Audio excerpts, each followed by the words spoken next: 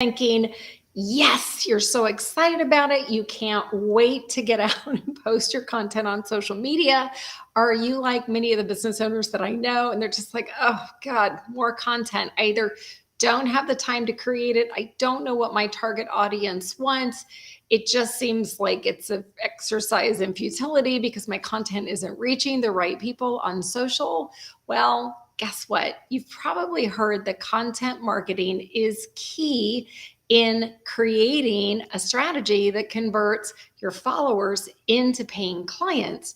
The problem is far too many people that I talk to, they're not sure where to start to create content that actually helps them achieve their business goals.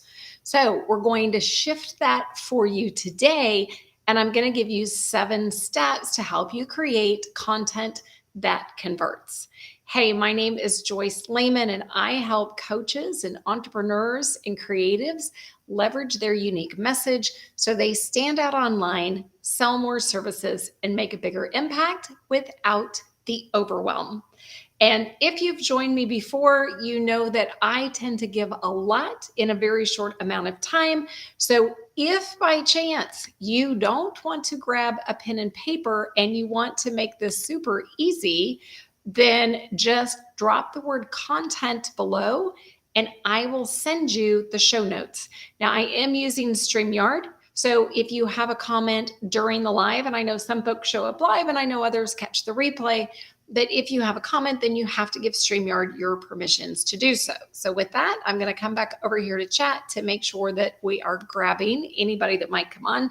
And also know that I love interacting with folks and I do get messages regularly. I realize that 1:11 in the afternoon doesn't work for everybody. So if by chance you have a question, you want to continue the conversation, then either feel free to send me a direct message on the platform you're on, or you can post below and I promise I will get back to you. So with that, if you're like most business owners, you know that creating content is a must. If you want to get your brand out there, your expertise that's out there. But it's interesting because the folks that I talk to, they're either frustrated with the results that they're getting or they don't even know where to start. So with that, I want to guide you through the steps that I think should be common sense, but all too often I see these mistakes happening on a regular basis. So as I said, grab a pen and paper or drop the word content below and I will send you the show notes. So the first step is you've got to know your content goals. And what I mean by that is there is a general content strategy. So you want to increase brand awareness. You want to get people to know more about you, more about your expertise. But if your content goal is focused on a free workshop that you're offering, or you have a paid offer that you're promoting, or say, for example, like my new podcast is launching this week, then my content strategy is changing just a little bit for that. I have my overall content goal, but yet, when we do a boot camp, we have some different posts that we're putting out, so on and so forth. So that's step number 1 is think through your content goal of what you're actually using this for. Now, if by chance you're brand new to launching your business and you don't know where to start, then a content goal for brand awareness would be a great place to go. So as I said, you can either drop the word content and I will get you the show notes, or grab a pen and work through this. So part of this too is a lot of times I see amazing content that's posted online. It's eye-catching, it's beautiful graphics, but there doesn't seem to be any rhyme or reason to it. In fact, I've got a free content audit that I've offered some folks right now. And so I'm out looking at different social profiles and not sure about you, but I'm constantly looking to see what catches my eye with other experts in the space, because I am tweaking. So just because you start one place doesn't necessarily mean that's where you're going to end up with your content. But as I said, figure out what your goal is, I would say, for the next week and the next month, because that's going to help you to lay out the right kind of content that you need to actually convert folks. So as I said, it could be brand awareness. If you've got driving traffic to your website, that's a different content strategy than just getting brand out there. Growing your email list should always be part of your content goals. And then converting leads into customers, as I said, if you've got a free workshop or you've got even a micro offer that you're offering. So then the next step. So you've got to have your goal. The next step is researching your target audience. This is a big one. Putting out content that is too general, that appeals to everybody, isn't necessarily going to convert the people that you need that are an ideal fit for your offers. So that's why you should already know who your target audience is if you've created offers. If you haven't, then that's going to be your challenge, that you want to know to really put that definition behind who you best serve. Now, I totally get it. You might say, Joyce, my service, you can help anybody and everybody. That's fantastic. But unless you're a major brand and you have millions to spend on advertising, you've got to be more focused with your content, which means you've got to get focused with your target audience. So if you create, some people call it a brand persona, some people call it an ideal avatar, but if you kind of sit down and you map that person out on paper and you go, okay, so who is my ideal client? Here's a hint. If you have existing clients, then put those tidbits down on paper and go, what drew them to me? What are their biggest pain points? In fact, here's a couple of questions that you can ask. So where are they at in their stages of awareness? Here is one thing that I see happen all the time. We post content because we want somebody to buy what we have, but if somebody's coming to your social platforms and they don't even know that they have a problem, then you can't be pitching an offer and hope that it resonates. So I've mentioned this before on former lives. There are 4 stages of awareness. So somebody is completely unaware. They don't know that they have a problem. They happen to be out surfing social media and one of your posts catches their eye. So that is a different type of content than you're going to create than somebody that recognizes that they have a problem. So as an example, one of my clients is a yoga for osteoporosis instructor. So the folks that she works with, they're not looking for a general yoga class because their physicians have said, hey, you can't do bending and stretching and twisting because that's going to mess you up. So there is an education process with Sharon and her clients because these people come in being told by their physician that they can't do this. And yet she's saying that you can do this safely. And she's been certified to teach this. So the problem aware, they know they have a problem, but they don't know that there is a solution to solve it. Okay. So step 1, they're unaware. They have no clue that they even have a problem. Step 2, they know they have a problem, but they don't know that you have their solution. So then you get into solution aware, and then it becomes, oh, you are the person that has the solution that can solve my problem. So as you're thinking about who your ideal avatar or that buyer's persona is, then you need to be thinking about the 4 stages of awareness where they are at. So if you look back through your ideal client, your existing clients, then you can kind of map out and go, oh, this is why they decided to come to me. This is what piqued their interest. And then start mapping out content around that. So that's the big thing. What are they struggling with? A hint, a lot of times what you think your client's struggling with is not necessarily what they are struggling with. So great example. I have put out polls before I created my lead magnet because I wanted to find out what people were interested in. So I went to another Facebook group outside of my group and I put a poll in and I asked if branding, if niching, if networking, or lead magnets. It's like, what do you need the most help on? Everybody said in their comments, they're like, I don't need help with branding. I need a lead magnet. So I created a lead magnet around, it's a lead magnet quick start guide with Canva template. But I will tell you, because I went and I looked at all these people on their social media presence, 100% of them needed help with getting their brand presence intact. And that's the first place that I work with all of my clients. But what they thought they needed was a lead magnet. So this is why if you research your target audience, then you're going to start to figure out, as I said, it ties into stages of awareness and what they think they need, not necessarily what you are offering them. So those are 2 great questions to ask. And I do have notes. And then what questions do they have? So think about frequently asked questions that people come to you with. These should be on your website. If not, I'm sure it's like, if they're going to work with you, what are the questions that people want answered? And then what's the information they need to make a buying decision? So these are some of the things that you're going to put into as you're researching your target audience, but also creating your content plan, which is step 3. So now that you have a plan, now that you know who your target audience is, step 3 is creating the actual content. This is where it gets tricky, because the platforms you are currently on may not be where your target audience is spending time. And also, depending on what platform you use, how you create your content, that is going to be drastically different.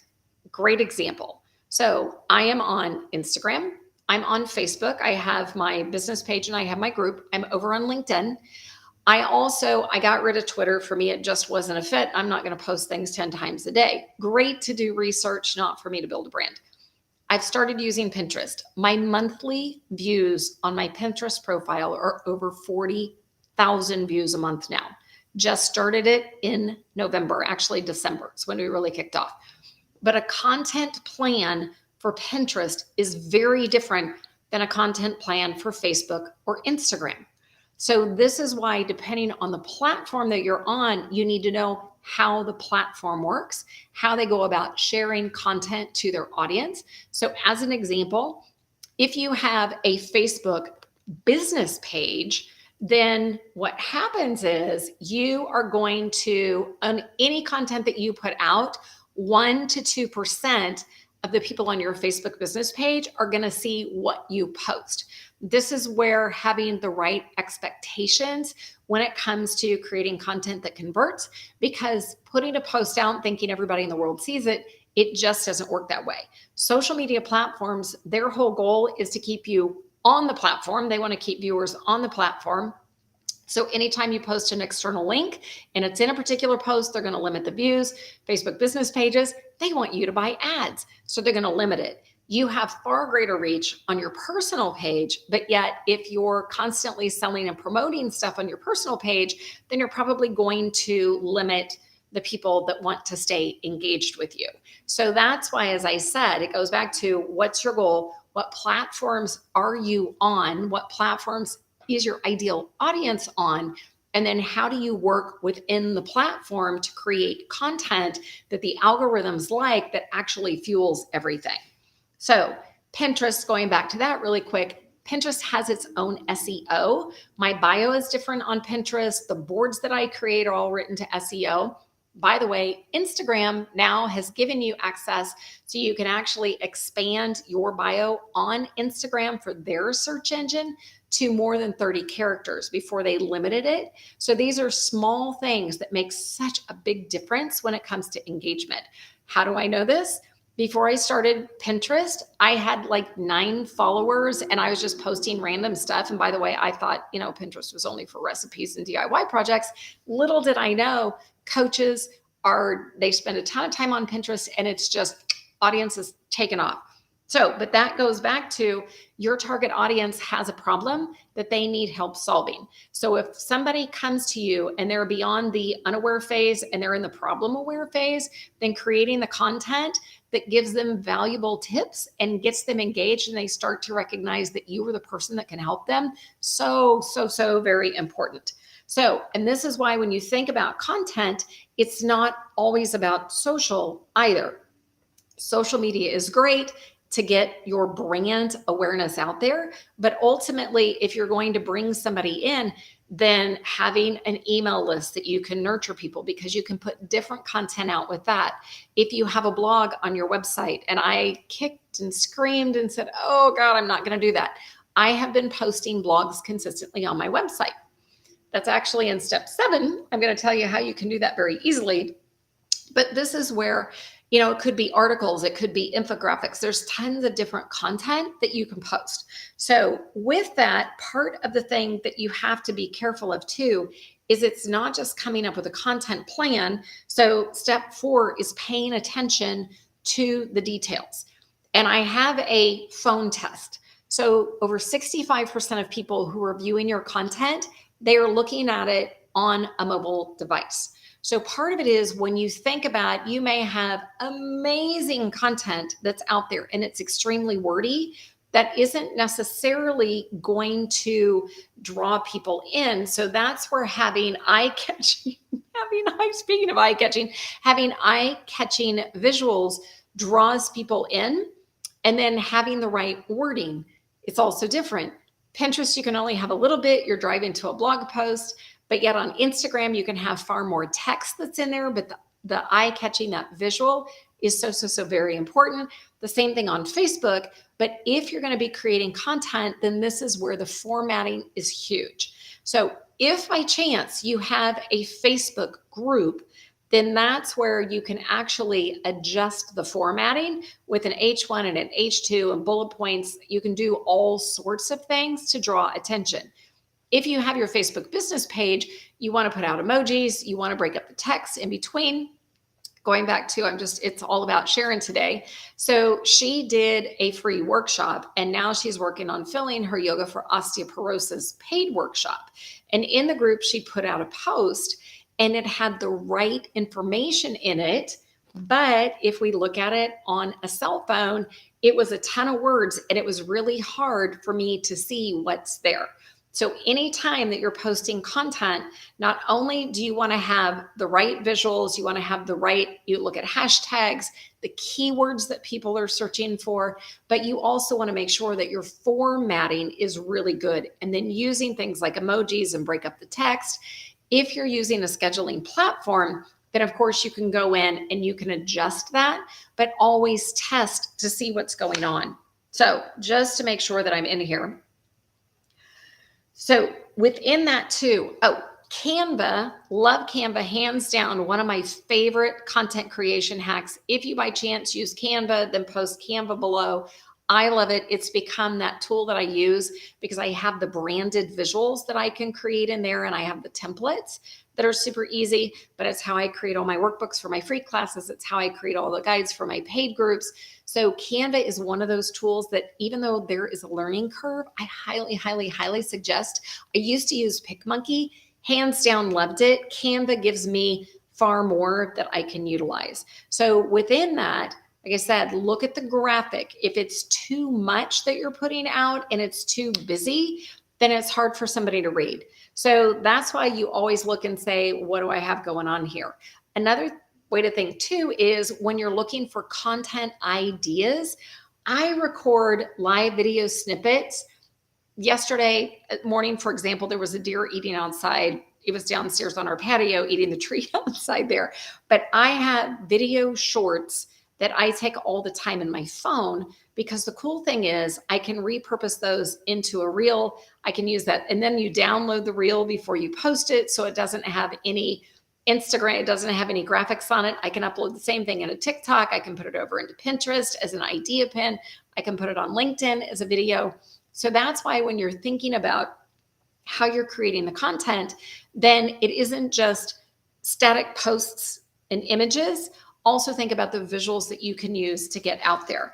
And I will tell you that if you have not started doing live video, and I'm not talking like a weekly live show like I do, even reels, 15-second, 30-second, 60-second, YouTube has their YouTube shorts. LinkedIn's now trying to figure out how to do short form video content to keep up with all the other platforms.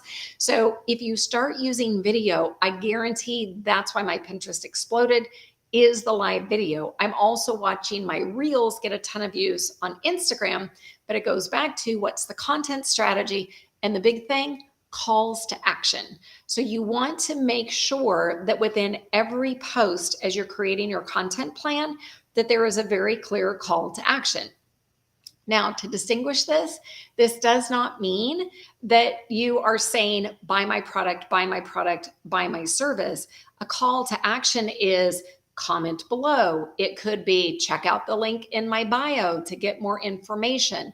So it's how do you tell them to take the next step?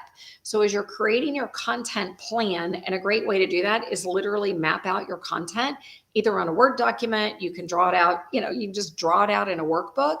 That's fabulous. But make sure that you're including really good calls to action in every single post that you have. Now, step 5, alluded to this a little bit. You want to make sure that you are choosing the right visibility platforms and playgrounds for where your target audience is spending time. Your comfort zone might be on Instagram, but if your target audience, say they're business professionals, then LinkedIn is the visibility playground where you should be. The odds you're going to get people over to Instagram to look at content that's going to convert is going to be slim to none.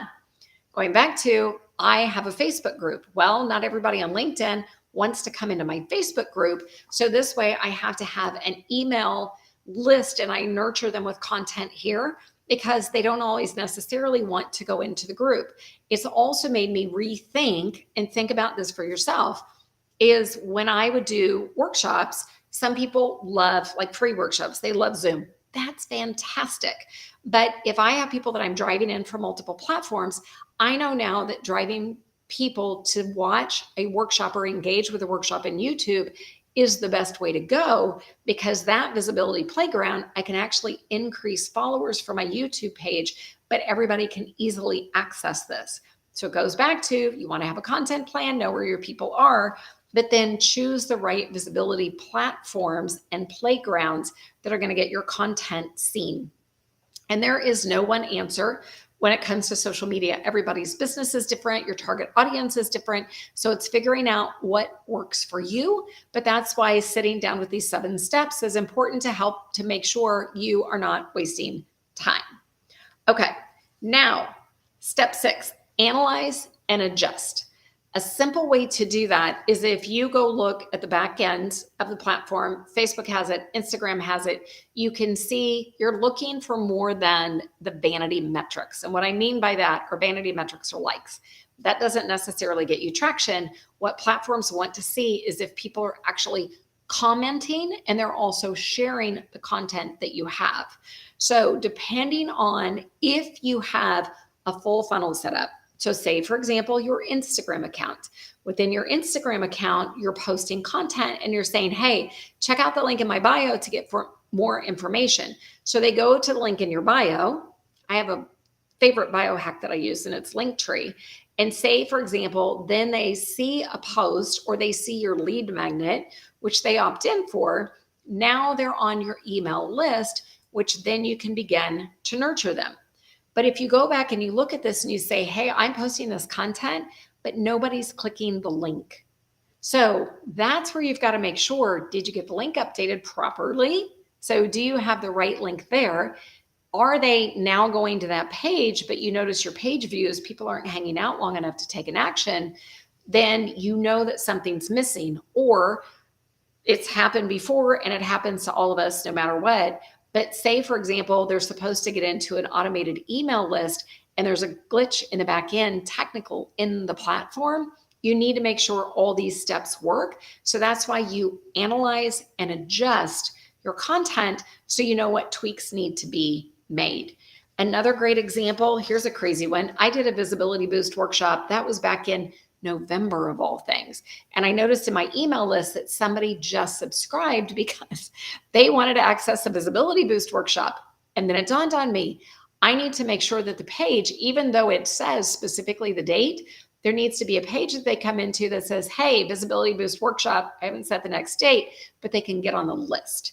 So that's where I said, analyze and adjust. Broken links are a big one.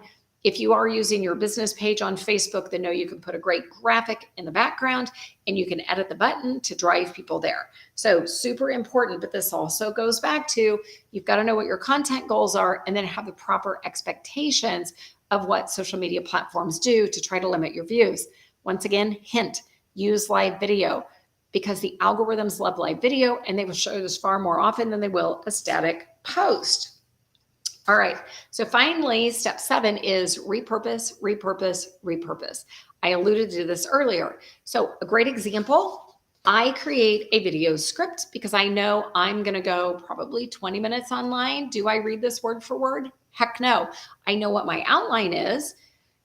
And then I take that same script and I turn it into a blog post, which has the show notes. So it has the details. So I know that exactly what I wanted to say is in there. And if I happen to share a few nuggets that aren't in the post, Then I write those down and I go back and I make sure that they're included in the blog post. But then I take that same script that now went to a blog post and then I break that down into social media posts, individual social media posts. Maybe it's 3 tips or it's this or it's that or questions you need to ask. I can also take that same script or that same blog post. So maybe you're not doing lives, but you are writing blogs.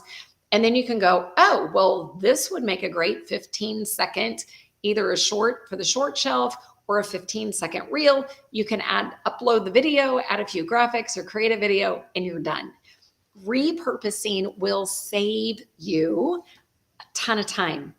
But that's why you need to go and make sure that when you're creating your content plan, that you have a place, especially if you're doing live videos, that you use an Excel spreadsheet. And then you make sure that you've got the title to the video, the date when you did it, or it's the blog post and the date that you did it. And then when you post it, include that link to the post so you can very easily see what's going on. You also want to track your social content posts as to what had the most engagement, and then drive traffic back to those. So that's, you could send out an email to your list and ask a different question and then link to the social post to drive more engagement and ask them to comment or ask them to somehow engage other than just like.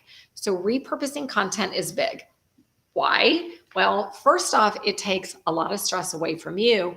Secondly, within that, it also helps you to be able to post content again very easily, because if you're thinking 2%, 5% of your audience is actually seeing this, the odds that somebody sees every single social media post that you make, slim to none. It's not going to happen. So you can repurpose the same content again. Yes, you might want to put a different graphic with it, or you might ask a different question on the graphic, whatever that is. But that's why repurposing content is huge. So if you have a ton of content out there already and you haven't organized anything into an Excel spreadsheet, then go into the media section on your top social media profile that you use most often, and then grab the content that's out of there, or grab the permalink in Facebook and then put it into your spreadsheet. So you can say, hey, I got 15 comments on this.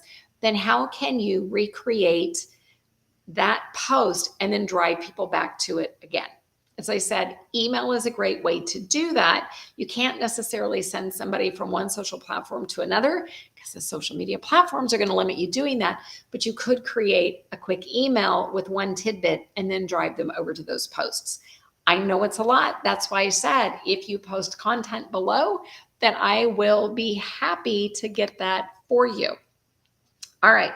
So now it's time for a recap of 7 steps to creating content that converts. So step 1, you got to know your content goals.